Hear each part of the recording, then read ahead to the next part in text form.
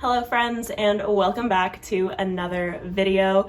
Today it is time to unpack everything that I have going on in my reading life with series. So it is time for a series update, series wrap up, whatever you would like to call it.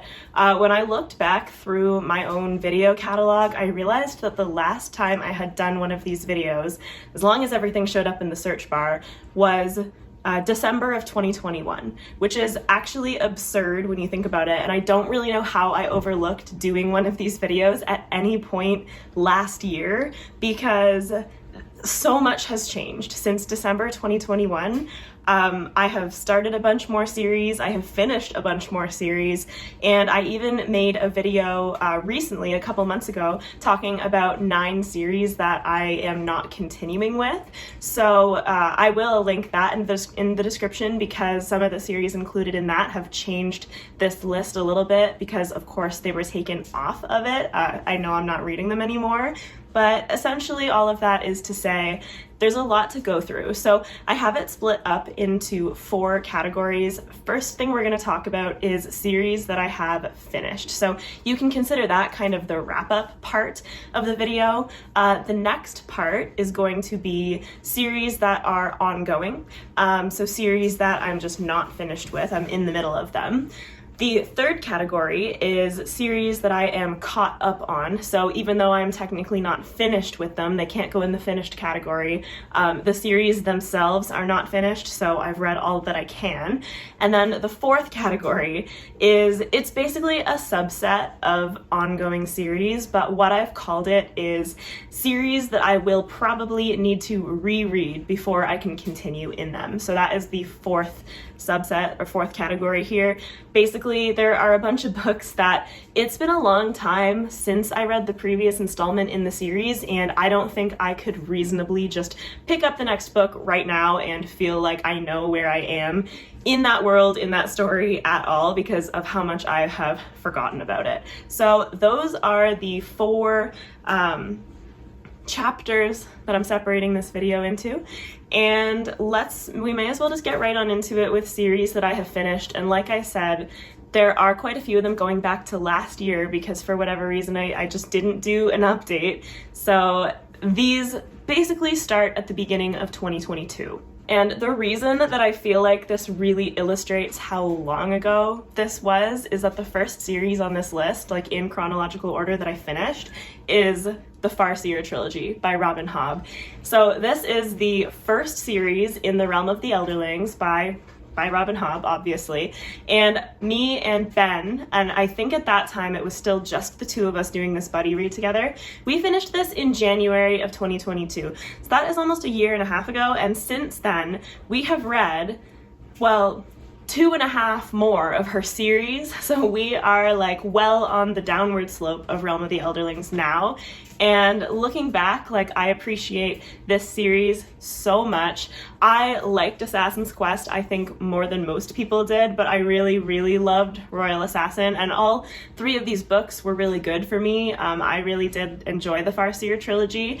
It just feels so strange because so much more ground has been covered from where we left off at the end of this trilogy, and looking back at it just illustrates how impressive the world that Robin Hobb has built is, and how impressive her weaving of the story is, because all of these series inevitably are connected to each other, and she is continuously allowing you a little bit more of a look behind the curtain, so to speak. With every series that you read, you learn more, and you can put that knowledge into your overall kind of idea and view of the Realm of the Elderlings, and it's phenomenal.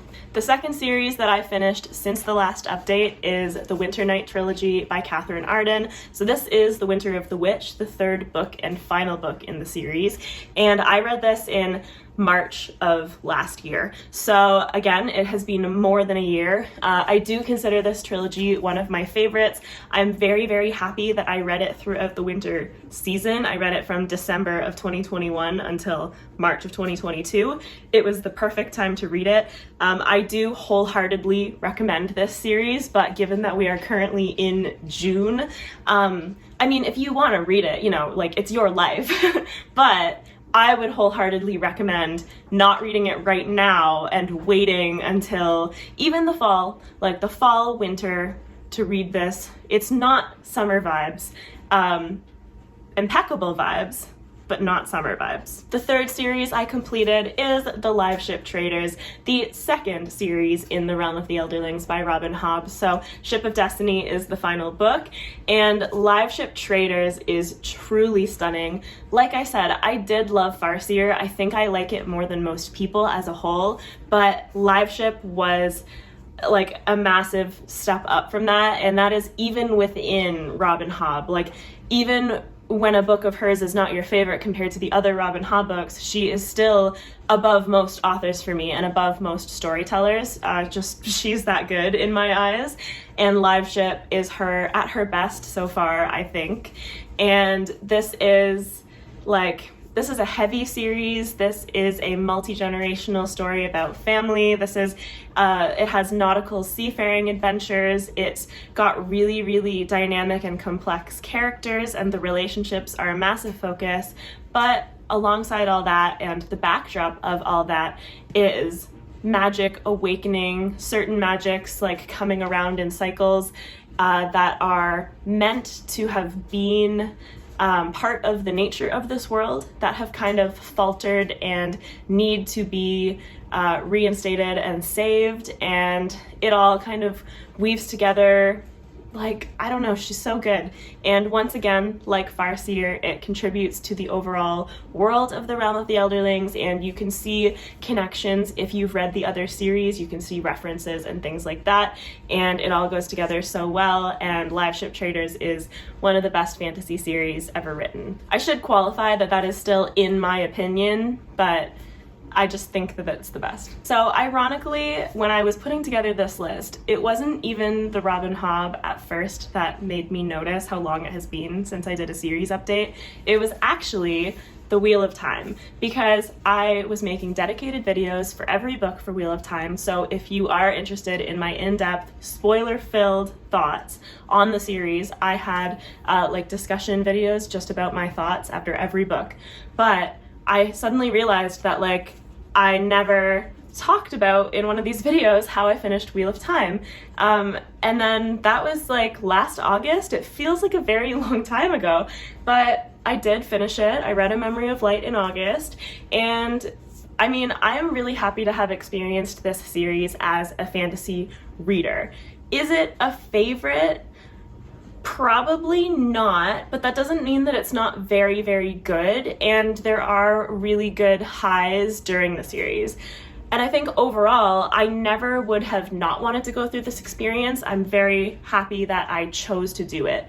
And I think that that's partially the completionist in me, but I also think that this is such a pivotal series in fantasy in the sense that it takes definite inspiration from some of the more classic series, aka Lord of the Rings, but it was also written through a time period where Robin Hobb and George R.R. Martin were also writing, where it's kind of like that transition from more classic fantasy to more modern fantasy. And this has a lot of reasons why it falls kind of more classic, but it definitely is part of that transition phase. And so not only is it one of the most popular fantasy series of all time, but it also has that relevance where I think it's really cool to see the evolution of the genre. The fifth series that I completed since the last update is the First Law trilogy by Joe Abercrombie. So this was one that was a long time coming at the time, because I took about a year break, or even more, probably a year and a month,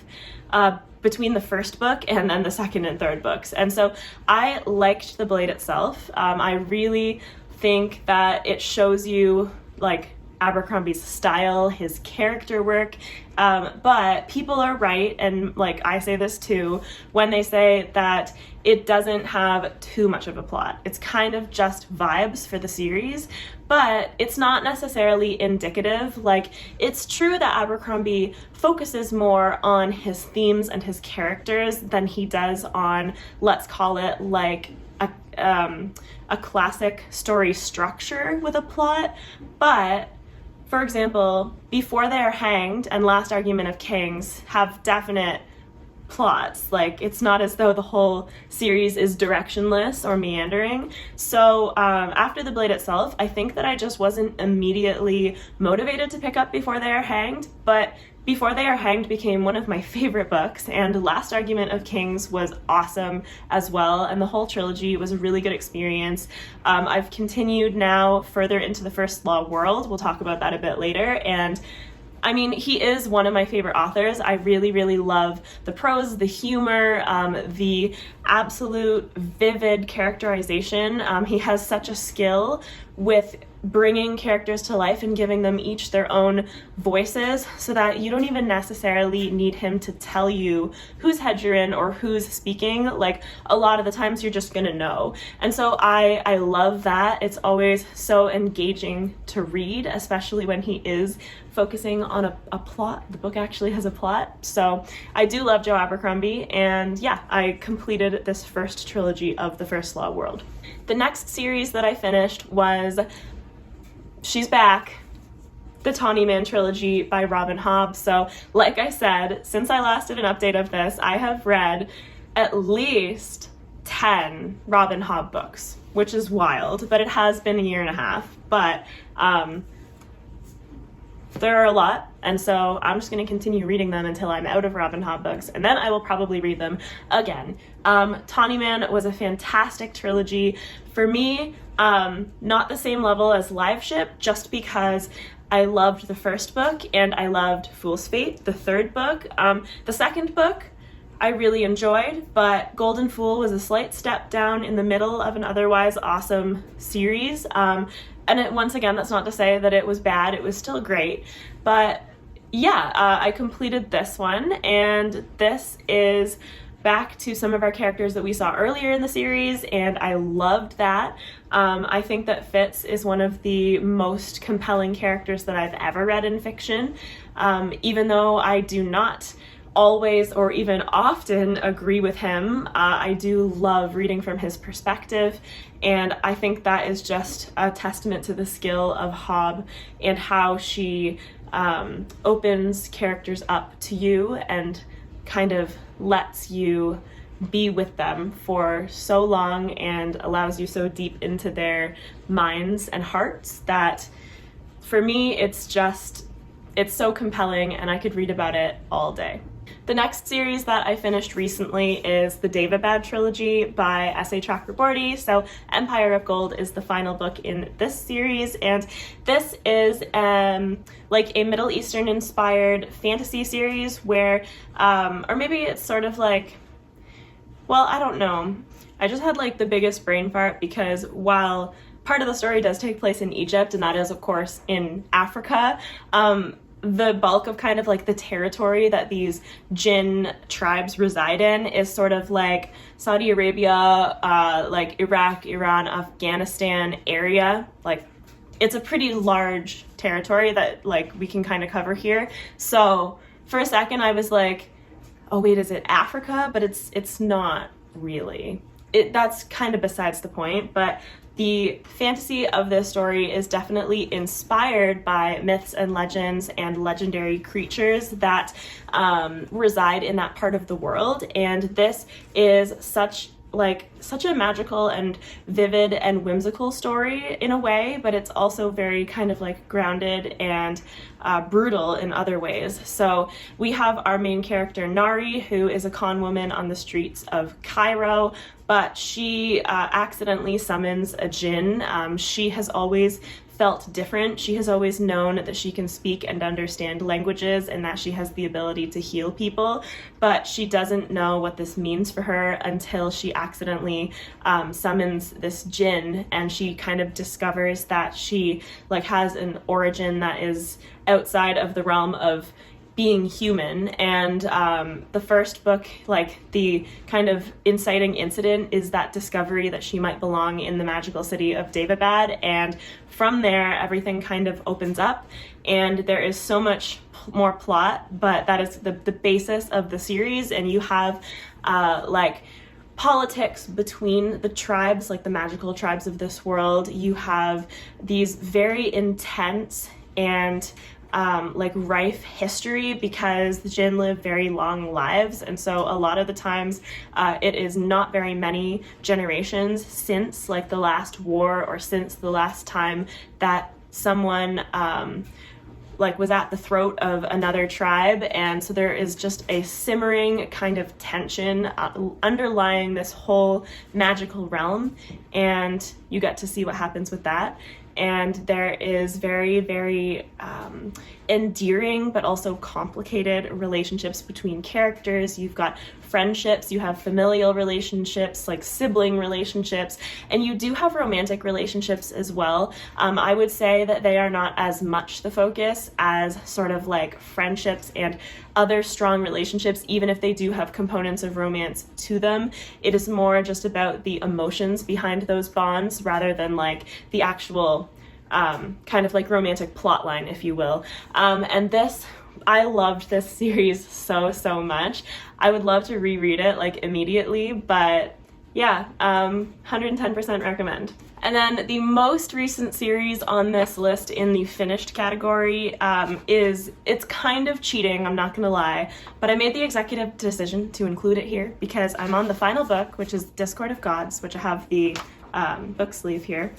What's it called? I don't know. But I have like 80 pages left in this book, and it's the final book in A Chorus of Dragons by Jen Lyons. So I'm putting it here because before the day is out, I will have finished it, and I just couldn't be bothered to push filming this video to a different day just to include this. So it's going here, and this is a wonderful series. It is fun, it is wild, it has so many high fantasy elements. It is go, go, go all the time. However, it does have enough character focus and character emotion and interactions and relationships for me to be satisfied as a character reader. It is not as deep and like kind of dwelling on the characters as much as some of my other favorite series, but that's not what it's going for. And so this is very much like, I don't know, it's kind of like a new version of a fast plot to defeat the villain type series because it does have some classic elements, but it definitely puts a spin on them and is a fresh take on it. Okay, so now that part of the video is long enough to be its own video by itself, I'm going to speed up a little bit for the series that I'm currently in the middle of. The first of these is The Rainwild Chronicles by Robin Hobb. We are currently doing our buddy read, me, Ben, Angela, and Stephanie. We do one a month whenever we choose to read a Robin Hobb series, and we schedule it, like we structure it so that we can all talk about it every day, and it's a lot of fun. So we are halfway through The Rainwild Chronicles, and the two remaining books are City of Dragons and Blood of Dragons, so we're on track to finish these in July and August respectively. Next up is The Great Leveler by Joe Abercrombie, aka The Standalones. So in like April and May, I don't even know. I think that both of these books have kind of transcended months, but Best Served Cold and The Heroes I both read recently. I read The Heroes with Alex from Tall Guy Reads, and we have a tentative plan to read Red Country, the third of the standalones, in July, so this should be gotten to in relatively short order as well. Then next up we have The Tide Child by R.J. Barker. So I have read the first book, and this, Call of the Bone Ships, is the second book in this trilogy. I don't own the third one. Honestly, I don't know when I'm going to get to this, but I do have a video on the Bone Ships, and it was Matt from Matt's Fantasy Book Reviews pick for me to read for Reading Booktuber's favorite books, and I had a lot of thoughts on that one, but it did end very strong, so I am intrigued for whenever I'm going to get to this. The fourth ongoing series is one that I don't have physical copies of, but it is the Licanius trilogy by James Islington. So I read the first book, The Shadow of What Was Lost, also as a Reading Booktuber's favorite books pick from Patrick Leo, and I believe that the second book is called The Light of All That Falls. I could be wrong about that though, that could be the third book, but regardless, I did get the first one from my library, and so I think I will probably also get the second one from my library. Primarily, it's because those books are massive and I'm kind of running out of space, sort of, but It's not that I don't like them. I think that once I've read the trilogy as a whole, I will make the decision on whether to buy them or not, but I have 2 books left in that trilogy. Then we have The Broken Earth by N.K. Jemisin. So I have read the first 2 books in this trilogy, and I have The Stone Sky left. And honestly, this is an Orbit paperback. It is like not small font. I could and should read this soon. I just don't know when I will. I was a little bit confused. I was left feeling confused after the second book. And so realistically, I probably should have read this quickly so that I didn't forget important facts, but I also should wrap it up so that I don't just have this sitting here. Next up is The City Watch by Terry Pratchett, or like a subset of Discworld. And Snuff is the only book that I have left. And me and Ben decided to take a break from buddy reading this series for a while, just because we had like a bunch of other series going on, and these are often sort of like palate cleansers. But yeah, only 1 book left. So this is another one where I could pretty easily finish it. I just don't have any immediate plans for this one. Maybe this year though. Next up is The Earthsea Cycle by Ursula K. Le Guin, and this one I do have a physical copy, but it is a massive bind-up that I don't feel like dragging out and hauling up here. But I have read 1 book, so I believe there's a total of 5, which means that I have 4 books left, but these ones are relatively short, so if I could actually get myself to read them, I think that I could slot them into my TBRs fairly easily. Maybe I should make a point to try and fit these in whenever I have extra time. Then next up we have The Bound and the Broken by Ryan Cahill. So if I'm not mistaken, I have 4 books left in this series because I have read 1. And as far as I know, there are 3 main series books, with Of Darkness and Light being the second one, and then there are 2 novellas as well. So I don't know whether to count the novellas, like it can be like 2 and 2 if you want, but those are the remaining books that I have to read still in this series, and at least I have the second one, so I can get to this whenever. It is a very nice edition that Ben got for me for my birthday last year, so I really need to get to this. The next series that I am in the middle of is Empire of the Wolf by Richard Swan. So I have read The Justice of Kings, but I have not purchased or read The Tyranny of Faith, which came out earlier this year, I believe. So I'm not that far behind on it. It was a 2023 book, but this, while I enjoyed The Justice of Kings, I would not call this series a priority to me. It's more in the category of things that I want to get around to eventually, because I did enjoy it, but it's not kind of like clamoring at the top of my TBR. Then finally, the 10th series that I'm in the middle of is The Singing Hills Cycle by Neve Vo, which is a series of novellas. So I've read 2 of them. And then we have Into the Riverlands, which is the book that is actually released that I have not yet read. And then there is another book in this series that has been announced, and I think it's called Mammoths at the Gates. But that one is not actually out yet. So currently I am 1 book behind, but I could very soon be 2 books behind. I think that one might be coming out this summer, but don't quote me on that because I just saw 2023 for the release of that one. However, given that these are novellas, I actually kind of want to wait until that 4th one is out and maybe see if I can buy a set of them, or even wait until all 5 are out, because I would love to have like a matching set of these novellas. I think that they are so beautiful. The artwork on them, I love the style, and I may end up just waiting until all of those are out to reread the first 2 and then just continue through the whole series. So this is another one where it's kind of like being pushed backwards, but I have full intention to get back to it. Okay, now we are entering our 3rd category, which is series that I am caught up on. This is a fairly short list, luckily. So the first one is The Rook and Rose by M.A. Carrick, and so technically I'm caught up on this until August because that is when the release of the 3rd book happens. So The Liar's Knot is the 2nd book, the most recent release in this series, but I do have an electronic arc of Labyrinth's Heart on NetGalley, and so I do plan to read that before the release so that I can review it and get that up for when, like, the day of, like, the release day of the book. So I have full intention of finishing this series, and by the end of the summer for sure, and I will definitely be buying this when it comes out. Next up, we have the Kithamar trilogy by Daniel Abraham. So this series began with Age of Ash, which released at the beginning of last year because I read an electronic arc of this one from NetGalley as well, and then I had pre-ordered the hardcover for when it came out. And I can say the exact same about Blade of Dream, which is the second book in this series, releasing sometime in July.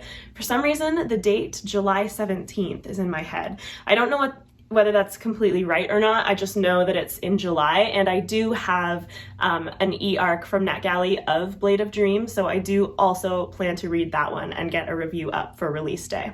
And then finally, for series that I'm caught up on, we have the Radiant Emperor series by Shelley Parker Chan, which debuted with She Who Became the Sun, and the second book is coming out in August, and for some reason the name always escapes me. I don't remember what it is, but if you look up the Radiant Emperor series, you will get the name of this book. It's just, I forget what it's called, but I don't have immediate plans necessarily to read this when it comes out, but I did really enjoy She Who Became the Sun, and so I do definitely plan to read the sequel. Okay, so that part was short, like I said, and now we are ready to enter our fourth category, which is series that I would need to reread just because it has been so long since I read the previous book. So the top of that list is Mistborn Era 2 by Brandon Sanderson, because I read The Alloy of Law in July of 2021. I was gonna say 2020, but that wouldn't have made sense.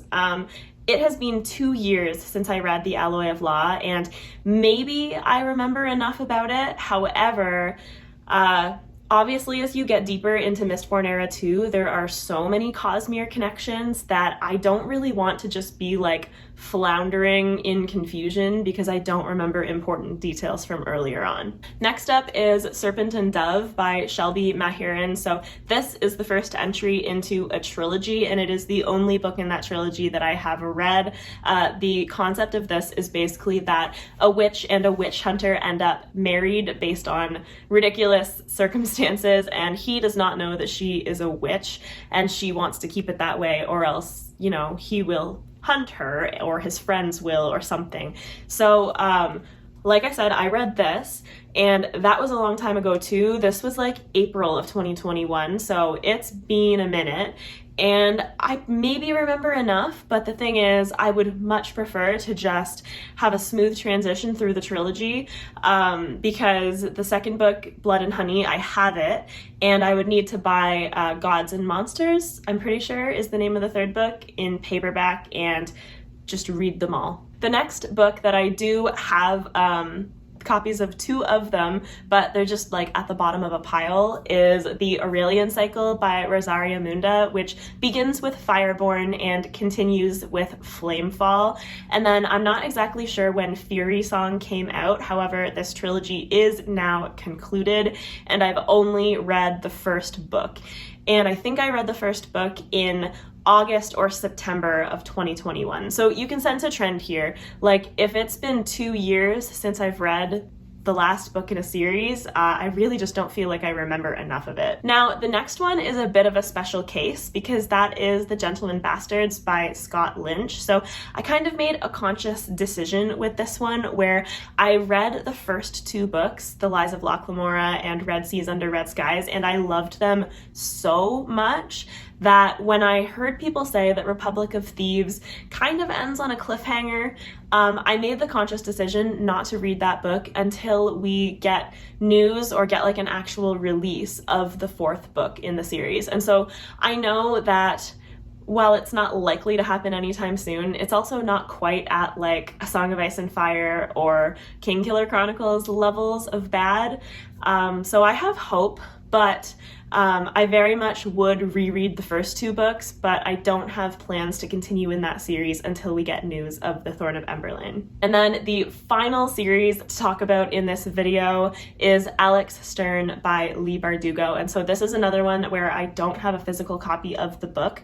Ninth House came out in 2019. So not only was there a long wait between books in this series, with Hellbent coming out at the end of last year, if I'm not mistaken. It was either December or January. I actually bought Ninth House as a gift for someone, and then I read it before giving it to them. I'm very careful with my books. I don't know if anybody can tell that about me, but the idea was that nobody should be able to tell that this book has ever been read before, and therefore I can still gift it to the intended recipient. So I did that. So I have never technically owned a copy of this book. And then when Hellbent came out, I realized that it had been so long, and I don't even have access to a copy of Ninth House. So I haven't honestly decided what I'm going to do about this one yet, because I liked Ninth House, but there were some complaints that I had about it, and I haven't even really seen reviews for Hellbent. So that is something that I should probably seek out and decide whether I'm going to continue with this series. Currently, I still intend to, but I do need to buy both of the books. So that is it. That is every series that is that's every fantasy series, basically, that I am either have finished recently, am currently in the middle of, am caught up on, or somewhere in between. There's a lot of them. It's actually not as bad as I thought it was, though, but I did exclude some from this list, like Percy Jackson and stuff, where I could read that at literally any time, I'm not worried about it, type of thing. But that's a fair amount of series, so please do tell me what you think. Tell me if there are any series that you think that I should continue with soon. If you think I'm really going to enjoy them, I would appreciate that. Yeah, so leave a comment, let me know what you think. Like this video if you liked it. Subscribe if you'd like to see more content from me. I post videos on most Mondays and Thursdays, and as always, I'll have my Discord and socials linked in the description, and I hope you have a fantastic rest of your day. Bye!